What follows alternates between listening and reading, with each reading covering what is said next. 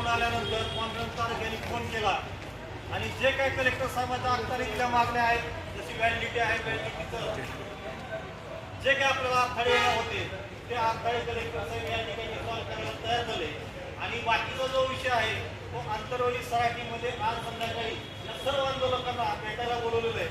तर तुर्तास हे आंदोलन स्थगित करण्यात येत आहे आणि आज संध्याकाळी सर्व आंदोलक आंतरवली सराठी या ठिकाणी जाणार आहेत. त्यामुळे एक नम्र आव्हान आहे आंदोलकांना की आपण खाली उतरावं आणि मनोदारांच्या भेटीला जाण्यासाठी सज्ज राहावं. कुठल्याही प्रकारचा फोर्स आपल्याला काही आढळणार नाही.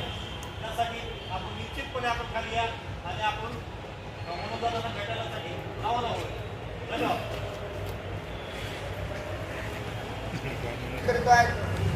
आज मान्य जरंगे पाटलांनी फोन लावल्यामुळं आम्ही आंदोलन थांबवतोय. उद्या तिथं शिष्टमंडळ येणार असं समजलंय. जर आमच्या मागण्या नाही मान्य झाल्या तर याच्यापेक्षा तीव्र आंदोलन आम्ही पुढे करू असं कलेक्टर साहेबांना पण सांगतोय. आणि आमच्या ज्या मागण्या होत्या त्यांनी सरकारपर्यंत पोचवाव्या आणि आम्हाला लवकरात लवकर न्याय द्यायचा प्रयत्न करावा.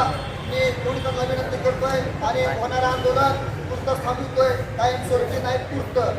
जर नाही मिटलं मान्य जरंगे पाटील 5 दिवस आमरण उपोषण करत होते. अन्न नाही, पाणी नाही, त्यांची तब्येत बिघडली होती. ते आम्हाला सहन झाला नाही. त्याच्यामुळे आम्ही 6 जण मान्य कलेक्टर साहेबांच्या ऑफिसवर चाललो होतो. ज्या जरंगे पाटलांच्या मागण्या होत्या त्याच आमच्या मागण्या होत्या.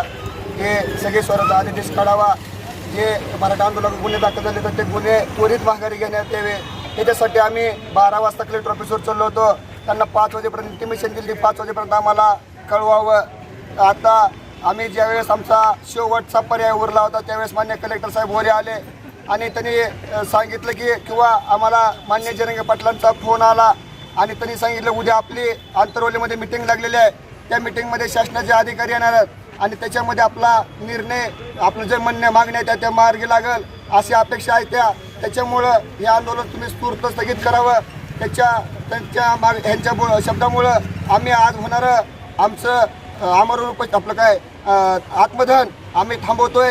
परंतु जर आमच्या मागण्या नाही मान्य झाल्या तर मात्र आम्ही गनिमेकवेन आत्मदहन करणार आणि ह्याला जिम्मेदार माननीय एकनाथजीराव शिंदे, देवेंद्र फडणवीस गृहमंत्री आणि अजित पवार हे त्याला जिम्मेदार राहतील. त्याच्यामुळं आमच्या मागण्या लवकरात लवकर मान्य कराव्या. पाटलांचा फोन आलता आणि लगेच आम्हाला तिकडं भेटायला बोललेलं आंतरवलीमध्ये आणि तिथं आज मिटिंग होऊन त्याच्यामध्ये काय चर्चा निघते ते बघतो.